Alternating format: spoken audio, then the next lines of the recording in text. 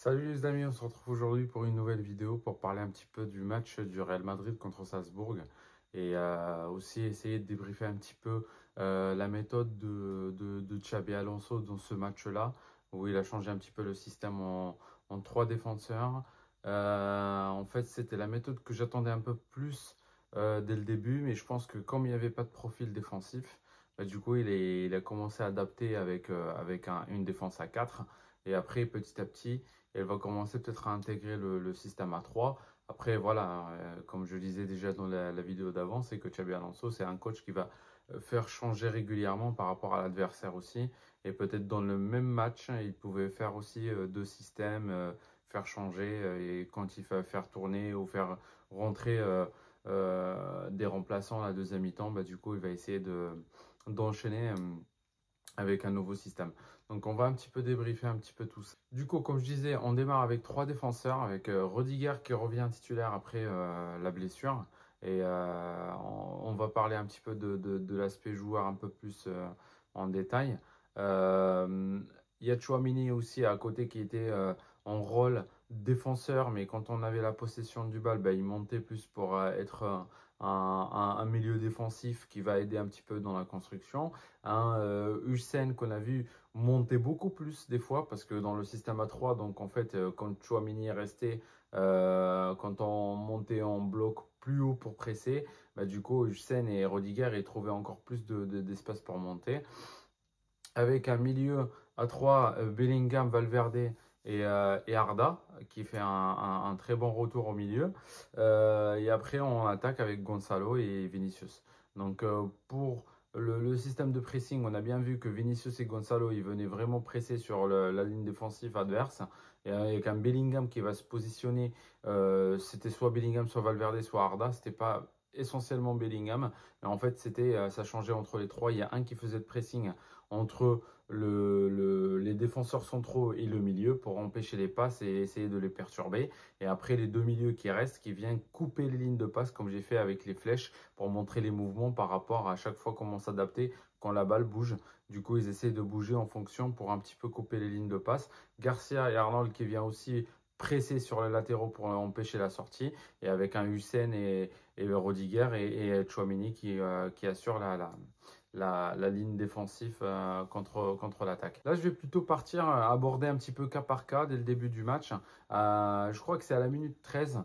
Il y a une récupération très très haute enfin, de la balle de Gonzalo qui m'a vraiment attiré l'attention sur le fait de pressing du Real Madrid pour un peu vous expliquer en photo. Je mets ce que je mets derrière moi. Donc en fait, c'est pour vous expliquer un petit peu comment ça marche en photo réelle. C'est-à-dire que là, enfin, on parlait en jetant, mais là, ça sera plutôt en photo réelle. On voyait vraiment les deux milieux de Salzbourg, où il y a le premier qui est entouré en bleu, que j'ai entouré en bleu. C'est lui qui avait le ballon, qui lui donne à celui qui est en rouge, qui va réceptionner la balle. Et là, on voit très bien que les joueurs se positionnaient vraiment à la ligne pour couper les passes. C'est ce que je disais dans la vidéo d'avant, où j'ai beaucoup parlé un petit peu de comment le Real Madrid se positionnait pour couper les lignes de passe et essayer de voir un petit peu derrière et ne pas enfin, empêcher l'équipe adverse de sortir avec la balle correctement. Et là, on voit très bien que dans le cas où je mets derrière moi, il y a Arnold qui coupe un petit peu sur le latéral, Valverde qui vient couper sur l'ailier, avec un Arda qui vient un petit peu en renfort pour un petit peu presser et condenser, et on voit avec un Gonzalo qui vient empêcher le récepteur de la balle, parce que voilà, s'il était entre la défense et le milieu, donc à chaque fois il se positionnait, dès que le milieu va réceptionner la balle, bah, il va venir presser pour un petit peu serrer les espaces et avec un Bellingham aussi qui est avec le deuxième milieu pour empêcher un petit peu le jeu. Donc en fait, l'équipe adverse s'est retrouvée dans ce moment-là et s'est retrouvée vraiment étouffée. Et il y a un Gonzalo qui vient par derrière et hop, il chope la balle. Et c'était très, très, très intéressant parce que ça s'est répété pas une seule fois, pas deux fois. C'était la première, je crois, du match. Mais voilà, je voulais vraiment l'aborder parce que c'est le cas qui m'a plus attiré l'attention sur l'organisation du Real Madrid au niveau défensif, au niveau de pressing dans le camp adverse pour récupérer le ballon. Voilà. Après, on a eu pas mal de ratés aujourd'hui. Et dans le cas où on a vu, en fait, il y avait une action que j'aimais bien en animation. Et il y a Tchouaméni qui essaie de donner la balle à Valverde pour sortir la balle proprement. On avait les joueurs qui se positionnaient à chaque fois entre les deux joueurs adverses pour recevoir la balle. Et là, on voit que Valverde a récupéré, a donné à Bellingham, Bellingham il a donné à Vinicius. Et là, malheureusement, le gardien, il a fait une très très belle sortie et il a réussi quand même à repousser la balle de Vinicius, même si c'est vrai que Vinicius, il a essayé de jouer un petit peu au sol et il n'a pas essayé de vraiment caler le ballon en lucarne ou faire un petit lob ou quoi que ce soit. Donc, il a essayé de faire de façon simple au sol, mais malheureusement que le gardien, il en était conscient et il a réussi à sortir la balle proprement. Dans le deuxième cas, en fait, il y avait un Arda Güler, on avait une séquence de passes et ça arrivait à Arda Güler et Arda qui a fait une passe longue parce qu'il y a Fran Garcia qui demande la balle derrière le latéral droit adverse. Et en fait, Arda, il a très bien vu l'appel de Garcia. Il lui fait une longue passe magnifique, millimétrée, sur le fait que même le défenseur latéral droit a essayé d'intercepter avec la tête, mais il n'a pas réussi. Et du coup, on avait tout le bloc avec Vinicius, Valverde, Gonzalo qui se positionnaient pour la tirer. Et malheureusement, elle était entre les deux. Et Valverde, elle est arrivée un peu derrière lui. Donc, elle était un peu gênée pour la tirer. Et c'est parti un peu au-dessus. Dans les actions qu'on est en train de voir, moi, ce que j'ai remarqué, c'est que Arda, il a joué un jeu clé dans ces actions-là où il a été tout le temps positionné dans la distribution. Lui et Bellingham, c'était les deux qui se positionnaient. Il y avait un Valverde qui se projetait pour marquer. Là, il y avait un autre cas. Là, il y avait une autre action de la part de Vinicius où en fait ça a démarré de Arda Güler qui va faire une passe pour casser les lignes directement à Gonzalo qui fait un très très bon appel. Et Gonzalo, il a fait des mouvements aujourd'hui magnifiques. C'est le troisième match où il continue à confirmer avec ses appels, avec ses mouvements. Et c'est ce joueur, vraiment, vraiment, il est super intéressant au niveau des mouvements et au niveau des remises en une seule passe parce qu'il a reçu la balle de Arda et il fait un petit décalage en talonnade à Vinicius. Vinicius, il a le ballon et se retrouve avec un défenseur entre lui et Bellingham. Il voulait faire une passe à Bellingham, mais malheureusement, il était un peu gêné par le latéral qui est venu le bloquer. Donc, il s'est retrouvé à faire une passe, mais il l'a mis un petit peu derrière. Je l'ai mis en flèche rouge parce que justement, il était raté. Et c'est le défenseur central qui l'a récupéré, malheureusement. Parce que si Vinicius aurait réussi à faire la passe correctement à Bellingham, ça aurait été déjà le premier but. Donc là, après, on va un petit peu débriefer le premier but. On voit, ça démarre de Fran Garcia. Il y avait une récupération de Fran Garcia qui vient récupérer le ballon derrière Hussein. Et il a fait une très très bonne analyse du jeu sur le fait qu'il était derrière. Il a vu que la balle elle allait passer dans le dos de Hussein. Donc il a anticipé. Il a récupéré le ballon. Et après, c'est là où on voit un petit peu la maturité qui commence à apprendre Fran Garcia. Parce que là, je vous ai déjà parlé là, le dernier match et j'ai dit qu'il a commencé à prendre un petit peu la confiance. Et franchement, là, ce match, il m'a régalé sur le fait qu'elle a encore progressé, sur le fait qu'elle a encore un peu plus confiance en lui. Il a commencé à se projeter, maintenant il commence à dribbler, il a même fait un petit pont. Ça commence déjà, donc là, je vous ai dit, avec la transition d'Ancelotti où il n'avait pas du tout confiance, on lui mettait pas du tout dans son élément, et il avait toujours des doutes de jouer ou de rater des passes et de ne pas jouer derrière. Donc en fait, il avait trop de pression. C'est le Real Madrid quand même, je comprends, il vient de Rayo Vallecano. C'est vrai que c'est un jeune de la Castilla, mais ça reste quand même un joueur qui n'a pas beaucoup d'expérience derrière. Il a joué à Rayo Vallecano, il a fait une superbe saison et après il revient au Real Madrid. Et on connaît le statut du Real Madrid et le maillot, comment il est lourd. Donc au bout d'un moment, il fallait un entraîneur qui le mettait en confiance. Le problème avec lui, c'est il s'est retrouvé avec un Ancelotti qui voulait assurer plutôt son poste et ne pas le perdre, qu'il se retrouvait à mettre les joueurs qu'il connaissait déjà, des valeurs sûres, on va dire. Allez, Mendy sur le côté, ça bouge pas, il est trop physique, elle va pas se faire dribbler, donc on va pas essayer de comprendre. Et ce genre de profil de Garcia, il a besoin justement de confiance. Donc là, on voit qu'il a fait une très très belle récupération. Et il fait un petit dribble derrière en enchaînement et il enchaîne avec une petite passe vers Arda. Et après, il continue à courir. Mais bon, enfin, c'était la balle est partie trop vite de Arda à Bellingham. Et Bellingham qui fait une passe qui traverse tout le terrain. Pour arriver vers Vinicius avec un appel hyper important. Et en fait, elle fait une petite feinte de corps pour envoyer le défenseur et partir sur sa gauche. Il fait frappe du gauche au sol, ras de terre, croisé qui finit par rentrer en filet. C'était un superbe but en contre-attaque magnifique. Franchement ce que je trouve de plus en plus avec Alonso, c'est qu'il y a des ballons construits quand on a la balle et qu'on domine. On a des transitions en contre-attaque comme le premier but contre Al Hilal de Gonzalo, il fait enfin, en contre-attaque. On a des actions en fait de tous les sens. Donc en fait le jeu il est un petit peu adapté et varié. Il n'y a pas qu'un seul mouvement. Dans l'action du deuxième but, bon, c'est vrai qu'il y avait de la réussite, mais en fait, on voit vraiment aussi le pressing qui vient de se faire, où Hussein, il vient de presser sur l'attaquant de Salzbourg qui perd la balle, que ça vient à Bellingham. Bellingham, il la met à Arda. Arda, il va chercher un petit peu Valverde sur le coin pour essayer de donner à Valverde. Et Valverde, il aura plus de solutions. C'était la meilleure solution de Arda à donner. Parce qu'en fait, à partir du moment où Valverde a le ballon, s'il se retourne avec la balle parce qu'il n'y a personne devant lui, il va se retrouver avec un Gonzalo à droite qui part face à face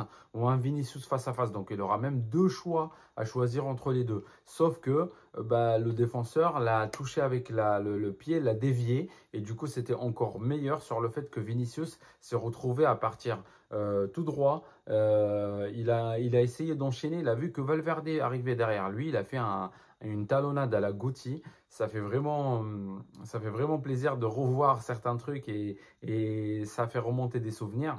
Donc il la remet à Valverde, que Valverde il vient et il tirait en plein. Déjà Valverde à l'extérieur c'est compliqué, donc à l'intérieur c'était hyper facile qu'il la met directement au filet. Bon, pour l'action du troisième but, c'était un effort un petit peu collectif sur la défense parce que c'est vrai, en deuxième mi-temps, on a fait pas mal de séquences défensives. Et après, du coup, il y avait la récupération du Real Madrid. Ça arrive vite fait sur Arnold. Arnold qui fait une passe en cherchant Gonzalo, mais qui était un peu plus longue. Et là, on voit l'effort de Gonzalo. C'est pour ça que j'ai parlé de Gonzalo. Ça fait le troisième match où tous les mouvements sont corrects, des remises en une touche, des remises en talonnade, des mouvements pour libérer les espaces, pour prendre les défenseurs. Franchement, c'est une pépite ce mec. Et là, à ce moment-là, du coup, il continue l'effort hein, parce que justement, il y a beaucoup de joueurs que voilà, j'ai donné déjà, on gagne 2-0. Bon, je vais pas y aller la chercher. Sauf que là, il a continué en plus son effort pour récupérer le ballon et en fait il a été récompensé sur le fait que le défenseur il a fait une mauvaise passe, un mauvais choix sur le défenseur alors qu'elle aurait pu revenir sur son gardien, mais c'est un moment voilà où on arrive en panique avec beaucoup de pression. C'est pour ça le pressing et de continuer à presser ça peut se payer. Et justement c'est que le cas où Gonzalo, elle a été récompensé, il a récupéré le ballon, et il a continué avec. Et là, je vois qu'il était un petit peu renfermé. Je me suis dit, est-ce qu'il va tenter une frappe croisée? Qu'est-ce qu'il va faire? Et là, il tente un lob magnifique sur le fait que le gardien, il n'avait plus rien à faire. Il y en a beaucoup qui peuvent dire, oui, mais le gardien, il a été lobé juste devant lui ou quoi. Mais avec la vitesse réelle et comment il l'a lobé un petit peu sur le coin. C'est pas au-dessus du gardien, mais sur le coin. C'est hyper compliqué à prévoir. Et en plus de ça, il aurait mis quatre mains, il l'aurait pas récupéré. C'était magnifique. Maintenant, je vais parler un petit peu de l'aspect général où je voyais le Real Madrid. Moi, c'est ce que je voyais en fait au début parce que j'avais préparé cette séquence où je voulais présenter dans le premier match, mais j'ai pas Malheureusement, j'ai pas eu le temps de le faire. Et en fait, je me suis dit, bon, j'ai vu que Xabi Alonso, il est parti sur une défense à 4. Donc, je voulais attendre pour voir. Mais moi, l'idéal pour moi, c'était une défense à 3. Enfin, parce que ça, c'est une équipe à long terme.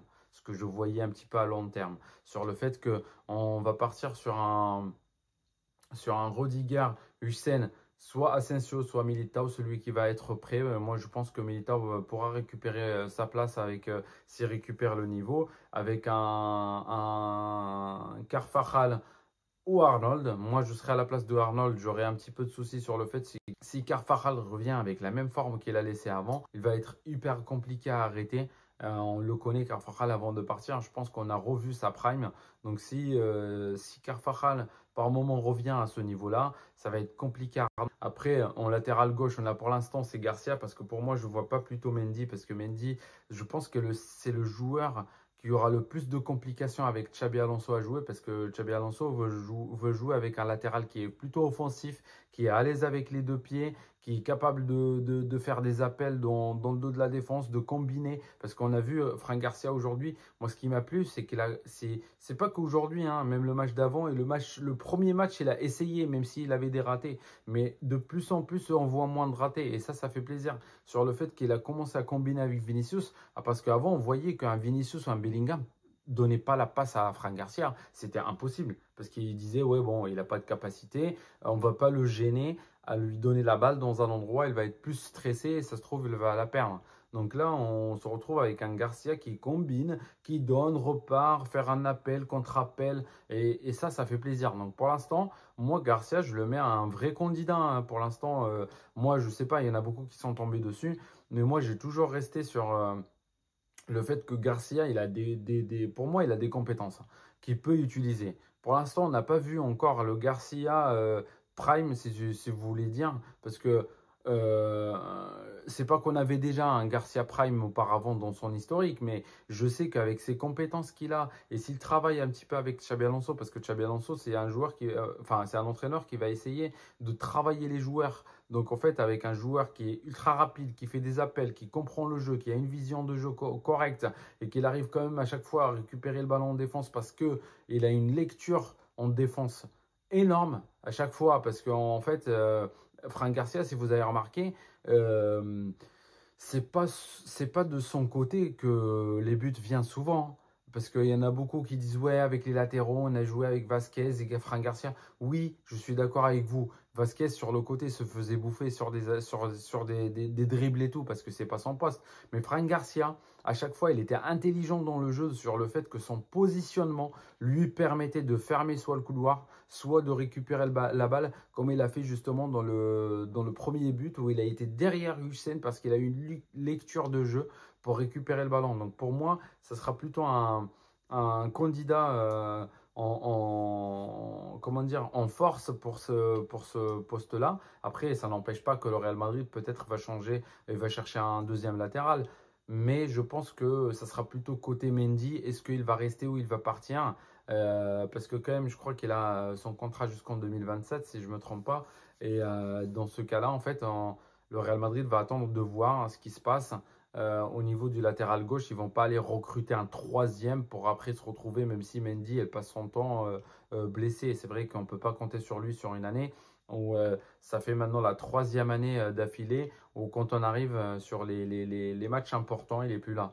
Et malheureusement, il n'a pas la condition physique du Real Madrid à enchaîner les matchs sans blessure et continuer dans le rythme du Real Madrid. Donc voilà. Et un milieu de terrain qui va être plutôt construit pour moi parce que Valverde, c'est la pièce maîtresse qui ne va pas bouger, Bellingham aussi.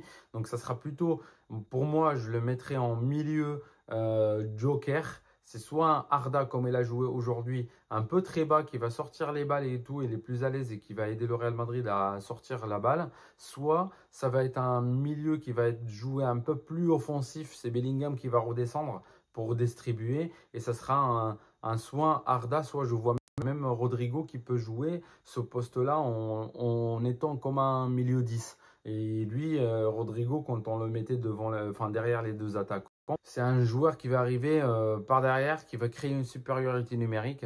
Comme on a vu le but contre l'Atlético, il a dribblé tout le monde et marqué. Ben, un petit peu de ce style-là, c'est un Rodrigo qui va se retrouver derrière les deux attaquants et qui va essayer de faire un petit peu de dribble pour déstabiliser, essayer de donner un petit peu de balle et créer des mouvements, une touche, parce que Rodrigo, techniquement, il est très très propre au niveau des passes, donc ça pouvait faire des enchaînements ou une touche, des remises et tout, ça peut être vraiment intéressant. Arda aussi, hein, je ne dis pas le contraire. Mais je pense que pour l'instant, Arda a plus de pourcentage à jouer dans le milieu qu'un Rodrigo. On verra ce qui va se passer avec le cas Rodrigo. Et en attaque, bah, du coup, on a le double pivot en attaque qui est Vinicius et Mbappé. Pour moi, je pense que c'est le style qui va être le plus complémentaire. Parce que pour moi, si on joue avec cette défense à 3 avec un Hussein, pour moi, je ne mettrais pas Hussein derrière. Pour moi, parce que pour l'instant, je pense qu'il a mis Hussein sur les côtés et un Chouamini plutôt au milieu parce qu'en fait, il a pas beaucoup de profil défensif pour l'instant. Asensio il avait carton rouge, Militao n'avait pas encore récupéré. Donc pour l'instant, c'est pour ça qu'il a mis un Chouamini là-bas. Et Chouamini, il allait pas le mettre sur un côté de défense, il l'a mis plutôt pour être à l'aise dans le central. euh, Défensif pour pouvoir un petit peu monter, essayer de faire un petit peu comme le milieu défensif en cas où on a le ballon et après si on n'a pas le ballon, bah, essaye de reculer un petit peu parce que même au milieu défensif quand on est en phase défensive, bah, des fois le milieu défensif revient pour être un pivot en axe. Donc c'était un petit peu des choses que Chouamini est plus à l'aise avec. Mais pour moi, je pense hein, dans une vision un petit peu à long terme, ça serait plutôt un Hussein parce qu'il est hyper intéressant et celui qu'il arrive à monter au milieu de terrain, enfin pas pour jouer milieu, mais en milieu défensif, qu'il arrive à se projeter pour récupérer, enfin pour distribuer les passes et essayer de sortir la balle proprement, ça sera hyper intéressant avec un Rodiger sur le côté. On connaît Rodiger, il est rapide, et un Militao ou Asensio sur le côté aussi qui sont rapides. Je pense que ça peut créer une défense complémentaire qui peut vraiment faire du bien au Real Madrid et en plus limiter les dégâts des latéraux. Et dans ce cas-là, si on joue avec un Arnold au cas où Carvajal n'a pas bien récupéré sa forme et un Frank Garcia, même si ils ont leurs défauts, on va dire, défensifs, sur le fait que voilà, on dribble, ils sont plus à se jeter. Moi, voilà, c'est Franck Garcia, j'ai parlé dans l'intelligence du jeu, mais c'est vrai que quand il se retrouve avec un attaquant qui est beaucoup plus technique, bah, du coup, il est capable de se faire éliminer.